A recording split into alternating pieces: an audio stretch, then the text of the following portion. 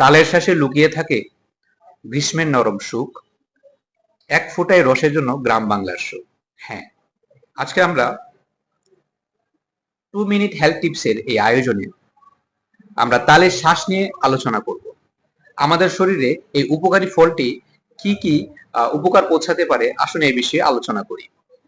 আমাদের এই ফলের মধ্যে রয়েছে প্রচুর ফাইবার, যেটা কিনা আমাদের শরীরের কোষ্ঠকাঠিন্য দূর করতে চমৎকার একটা ঔষধি ফল।